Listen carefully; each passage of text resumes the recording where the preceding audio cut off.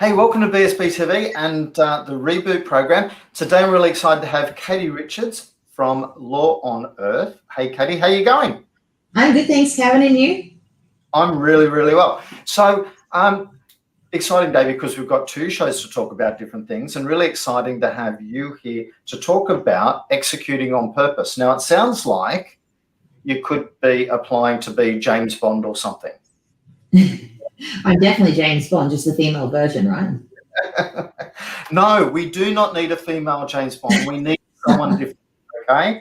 Stop trying to recreate all the male stereotypes. So, with legal tips, it's always licensed to thrill, though, Kev. Like, come on. You can have your very own. You don't need to do the same. Anyway, so you're here to talk about executing on purpose, and that became really important to you. You told me you had an accident. Yeah, that's right. Back in January 2016, when Virtual Legal was 3 years old and growing fairly rapidly, thought I had everything covered in the business. We did fire safety training, and the fire extinguisher actually blew up in my face, fractured my neck and wiped my memory for about 4.5 months. And so obviously everything around me came crumbling down. So all these things within my own business and life really that I thought I had set up for anything to ever go wrong, it didn't come off. So I thought it would be a really good opportunity to have a chat to you today about some of the things that we could have done better and why they mattered. Absolutely. Some of those, and glad to see that you've recovered. Yeah, right. That's point one. But two, the changes that would become exceptionally apparent in a heartbeat of what you need to do around your business would have been, quite prolific, I would imagine. Yeah, that's right. So to give you a bit of an idea, I was always running disaster recovery plans and business continuity plans and all the regular stuff, and I knew what my strengths and weaknesses were in the business and everything that you look at in your business plan. But there were just some really critical things that we had to, have a look at. And I think these are really the holes that people are missing in their businesses. And these are the holes that you won't see in the business plan a lot of the time. And they're the holes that sink your ship. And so, yeah, I want to make sure that people are aware of them, because even as a lawyer, like Kevin, I'm a lawyer, a commercial lawyer, and I missed these things. And I was also a banker, so I know the financial side too, and I missed this stuff. So it's not just your everyday kind of thing that you're going to look at. So often it is the things that are sitting right in front of us that we think, hey, we've got that under control, rather than thinking, hey, I need to do this stuff for myself as well. Yeah. So you took 5 lessons out of that. So what was the first one? Yeah, okay. So the first one was around just being really clear on the problem that you're solving and why it matters so much to you. So, times will get really tough. And as you can imagine, in 2016, when everything was crumbling around me, my whole purpose and the reason I believe I was put on the planet is to try and find an answer to the access to justice problem. Because still now, like in 2021, probably even worse now, around 75% of Australia can't afford legal help. And that's just not acceptable. We found a way to get medical help to everyone via Medicare. So that's what I've been trying to work on using the Law on Earth platform, is just getting everyone equality of access. But I thought that the way that I was actually doing that within Virtual Legal, my first startup, was actually the right way to do it. And from having this accident, I realized that I had to stop because I couldn't keep doing things the same way. I didn't have the energy. I was too fatigued after the accident. So we actually had to turn everything we knew on its head, and that business still runs really well, but it didn't address the problem point. So we had to go back to basics again and just focus on what are you actually trying to achieve, and are there 50 other ways that we actually could be doing different parts of it? If you decide you find something one way, don't just focus on that's the only way to do it. So point 1 was really be exceptionally clear on the problem that you solve. That's right, yeah. And point 2? And make sure that, if your why has to be big enough about that problem. So, when you're going to have a bad day, make sure that you really want to put in the time and effort and, stand up, during the difficult times for that particular problem. It has to mean enough to you. Absolutely. And then point 2 was? Have a plan, essentially, but don't just have a plan, keep monitoring it. So, you have to consider not only the opportunities, but also the risks in your business. So one of the best ways to do that is actually get others to help you find the holes so you can plug them before issues arise. Now, I thought I had all this covered. I'm quite OCD in the way that we set up all our disaster recovery plans. But, I was blindly trusting people, like in the insurance space and in the financial space about, how things were working. And we went through the Telstra Awards too. So we had the Telstra guys go through every tiny piece of the business and give us a full documentation on what's right and what's wrong. But even then, there were still things that we missed. And so we'll talk about the insurance side of things in a second, but, it only takes one or two small holes, but that over time when water keeps seeping in, that can put you under. Which brings up your point 3, which is the insurance side of stuff. So tell me more about that. Yeah, right. So the advice that I got at the time and paid, quite a bit of money to get this advice too, was that I should just don't have key man insurance. So I was a startup, so just have personal insurance. So I followed that advice, and the personal insurance they gave us was indemnity insurance.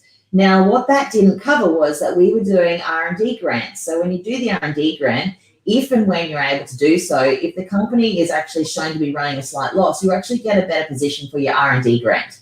However, what that does to your insurance is that you actually can't prove that you've been paid your certain amount of money because the books don't really, it just doesn't work really well. So make sure that you really understand what kind of insurance that you have, because the way that the insurance broker explained it to me at the time was not how that product worked at all. And then, so I went through all that accident stuff. I paid all these premiums and we had zero insurance.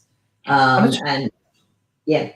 And with that, it's also about, with the quality insurer, making sure that they are understanding your business and what drives the business so they know what to be insuring for. That's right, absolutely. And even if you don't necessarily have to read through the entire policy, but have a think of all of your worst case scenarios and throw them to your broker. And I'd actually throw them to them in an email so that they have to document back in an email all the things to do and not to do and what's covered and what's not covered. So just imagine if someone were to sue you, all these different kind of things that could go wrong, just have like a really negative day and then send all that off and get it all back in writing, because they've got indemnity insurance. So if they get this wrong, all these conversations I had with the person, because it was just someone from my networking group, I just trusted them. I didn't get anything in writing and I had no way of backing up what happened. So that's the lawyer in me telling you to get it in writing. Absolutely. So the 4th point. Okay, so I think you should just ask for what you want. I used to sort of be a little bit shy, a little bit backwards and coming forwards. But if you ask people for what you want, the worst someone can say is, no, I can't help you with that, whether it's a referral or whether it's, just asking for help. And I really struggled with asking for help back then. But I was really surprised that the first point that I actually put up my hand and said to someone else in our business community, look, I'm really struggling. I need someone to help me nut out what to do because I was struggling with fatigue and memory issues. And then so many people reached out and said, what can we do to help? And I think, Kevin, like this group that you've got as well, like they're well connected, they're good people. And I would be one of those people that if someone really needed a hand to get past the situation they're in, I would offer some help. I think you just have to get over that pride and just put your hand up and say, I'm struggling, I need a hand. What do you think I should do next? It is one of the hardest things in the world to put up your hand and say, I'm struggling. And could someone help me? Absolutely. So point 5 was? Yeah, so look, I just wanted to really highlight that, when it comes to your purpose, make sure you're always getting customer feedback to ensure that the way you're attempting to solve it actually is hitting the mark. So this isn't something you just do at the beginning. Like you have to keep doing this again and again. It's constant feedback you need because the market changes. Like look what COVID's done.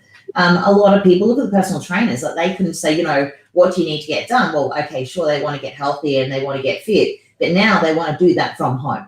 And so that's all changed in the way that we actually restructure our product. Sometimes has to change constantly as well. Our product or service has to constantly change, so we're still meeting that demand and we're still relevant for people. And even like with us, with Law on Earth, we're restructuring our messaging now because we've had heaps of different market research coming back in, both from the lawyers and from the customers. So we're just falling into that middle place in the marketplace so that we're the clarity point. We're not necessarily just get your documents, get legal advice. No, we're helping everyone get clear on how to get help. So So you're running a workshop next Monday at 10 a.m. Where you're going to go through these 5 points, but in a lot more detail and help That's people. So at the end of the session, what will they have? What's the outcome for them? I would say by the end of the session, I'm going to try to make sure that everyone, no matter what kind of business that they've got a really good solid checklist that you can actually go through with some examples that I'll be able to give you along the way, so that they actually will become quite real for you. And you'll be able to take a really good look at your own business without even having to go to anyone else at that point in time and not spend any money on it.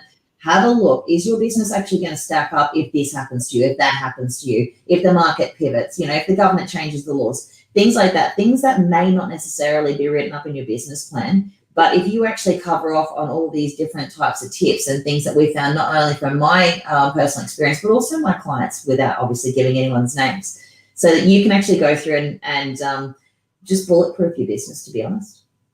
Fantastic. So if you want to bulletproof your business, if you want to have, if you want to build that checklist and actually take the time out to look at your business, and this is one of the things that we're encouraging people to do over this 3-month time period, is to look at just one session a week to actually go through and structure how can I have a better business. So thanks very much for your time. Thanks for joining the program and being part of that. And I really do love your message. And definitely this is one of the sessions I'm going to make sure I make. Thanks, Kevin. Thanks for your time today.